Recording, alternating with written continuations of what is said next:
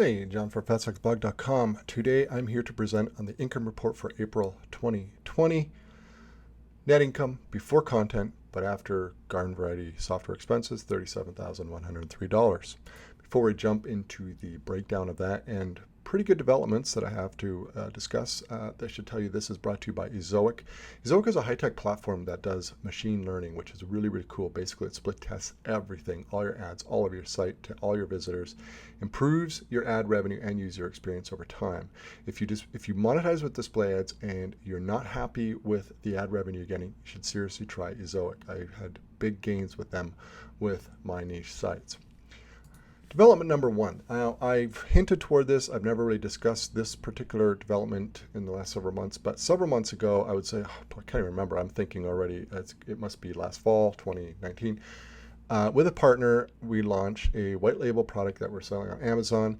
And the reason I got involved is not because I'm an expert with Amazon fulfillment and all of that, but because I have a high traffic niche site relevant to the product that we came out with. Okay, so now my involvement is to promote the product to my audience on the site and generate sales. And that's worked really, really well. So we're 50-50. He handles the inventory, basically the marketing in terms of the graphics and dealing with Amazon and Amazon optimization, et cetera, all of this stuff.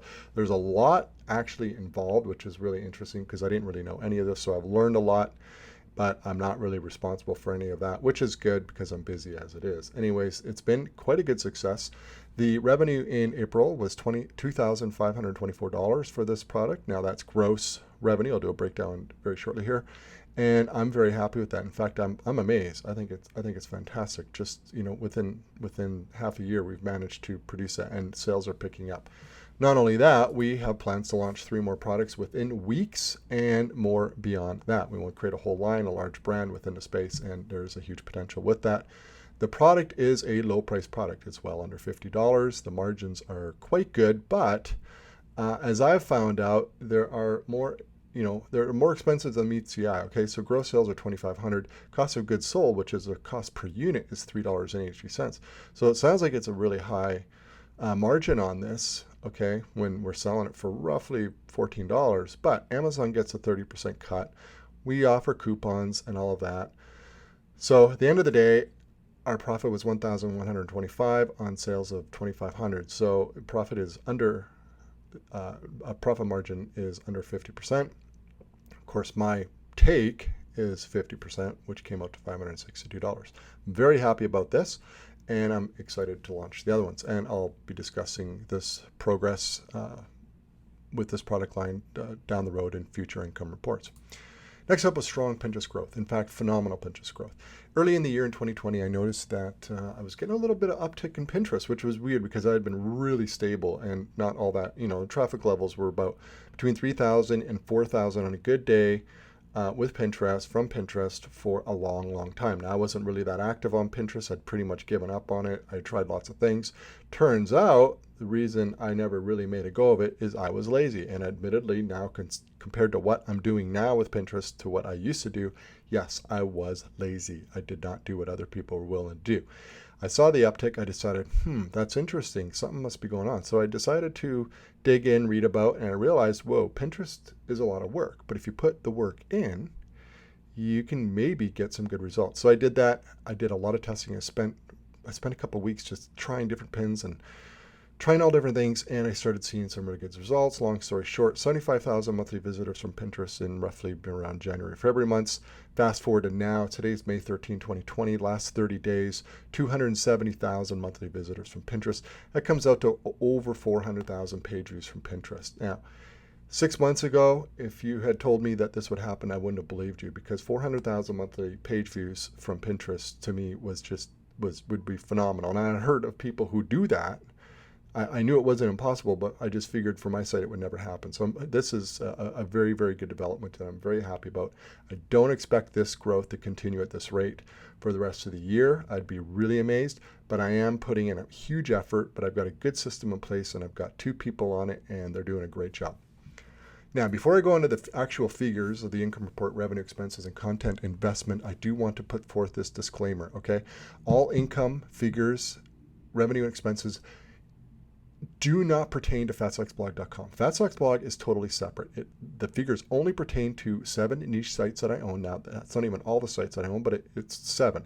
And the only reason I do these income reports is to show you that niche sites can be a very good business. The point is not to show you that running a site like Fatstack's blog, in terms of where I talk about how to develop a blog and build a blog and get traffic and all the stuff, is a good business. You know that's a good business because there's a lot of income reports out there that basically showcase what those types of blog are showing. No, that is not the point of this. So Fatstack's revenue and expense, as far as I'm concerned, totally irrelevant and not included. The revenue for April was a little bit over 45,000 compared to March, a little bit over 45,000. So basically the same. Niche site 1 came in at 38,000. Niche site 2, 5,300. Niche site 3, 1,100, which is way down, and it's way down. Both niche site 3 and 4 are way down for 2 reasons. Really low ad rates for April, basically as a result of coronavirus, and traffic is down as a result of January 2020 update. So those sites a double whammy on them, okay? Ad rates are down across the board, but the reason niche site 1's done so well is the traffic has exploded, like incredible. Frankly, Pinterest is part of that, but also search traffic has gone up a lot. So that's compensated for the down ad revenue rates. Niche sites 5 through 7, small sites kicking them along. Actually, one I'm putting quite a bit of effort in, but still not. I think I got to go in and work on the monetization for that. It's, I believe, niche site 6. It's $40. Should be more. Traffic's starting to go. Anyways, hopefully I can get that worked out and working better. So total revenue 45,798 for April. Moving on to expenses. Total expenses was 8,316. They're up a little bit, and that's because I hired a full-time VA for running the Pinterest, and she costs more than your usual VA because she is exceptional. She has skills. She knows how to run Pinterest. She knows Pinterest really, really well. So she's added to the payroll. Other big expenses were hosting with Kensta, which came up to 1,800. That's up quite a bit due to more traffic. Shutterstock's 400. The other garden variety usual software suspects: Ahrefs, Optin, Monster, Cloudflare, Amazon, AWS, Canva, NitroPack, Tailwind, on and on and on. There's a few others in there, the usual recurring software that I use. Net income before content investment was $37,103. Content investment is more interesting, and that was up a little bit in April to a total of $10,256. The lion's share was placed on Writer Access, where I'm ordering the lion's share of my content these days. The writers are exceptional. I've been using it pretty heavily over the last probably 6 months now at least. And I now have developed a long love list of really, really good writers who like working for me, who pick up my projects instantly. And it's nice to have a list because these are people who have proven themselves, who write good content. I don't have to muck around with a lot of revisions and everything. The content comes back, it's the way I want it, etc., etc. It's almost like having an in-house writer, which is really nice without the commitments of having an in-house writer. Speaking of in-house writers, I do have 2, but they're both part-time. It came in a little over 1,096. And I have a content strategist who does keyword research plus handles all the ordering and reviewing and sending back for revision content with Writer Access. The little bit I do on Text Broker, although I didn't order any on Text Broker this month, but she handles all of that. She does a great job. I really like working with her, so she's been added and helping me out there. So net income after content and your garden variety software expenses came out to $26,847. Now I'm just going to do some screenshots just to show you sort of the general makeup split of the larger revenue sources. There's quite a few of revenue sources, but just a whole bunch of them are quite small, but they add up to be decent little incremental additions. The largest revenue source is AdThrive, which is the ad network I use on niche site 1, and that came in at $32,420.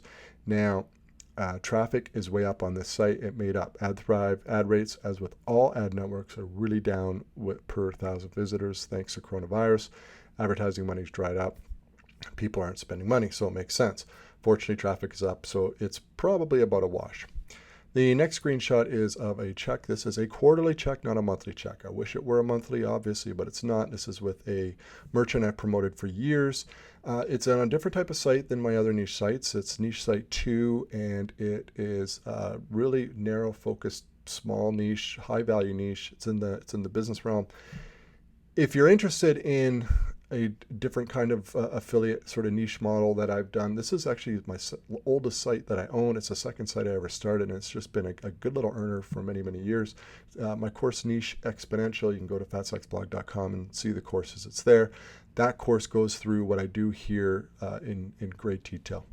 Next up would be Ezoic. Oh, and I just should mention that in case you're just listening, the quarterly check is $15,020, so monthly it's a tad over $5,000. That's with the Niche Site 2. Niche Site 2 also owns a little bit from ad revenue as well as a couple of bucks from another affiliate merchant. Ezoic rounds out the next screenshot. This is primarily generated from Niche Sites 3 and 4, which are down big time, the traffic down. They both got hit with the January update. One isn't catastrophic, and I think there's future. In fact, now the May update should come around by now, as we all know, and those two sites, the traffic's kind of climbing up a little bit, but the ad rates are still really down. So the revenue from those two sites are down big time, but that's okay. I think they're pretty good sites. I think they have a future. I just don't really have the time or enough money to really blow them up right now, but they're worth hanging on to. Lastly would be what is going to probably be the best Amazon affiliate check I will receive in a long time, and it's $2,277. And because Amazon cut commissions, I don't expect this to happen anymore. It's going to be down. In fact, I can tell you, I'm looking at my Amazon account a couple times a week. I can tell you it is down. And I'm sure anybody who does Amazon and has any sort of volume knows it's down. But anyways, that's it. That's a wrap on the income report. Appreciate you listening. And I could tell you now, May's looking great. Hopefully it stays the same. Be roughly the same, so I have no complaints.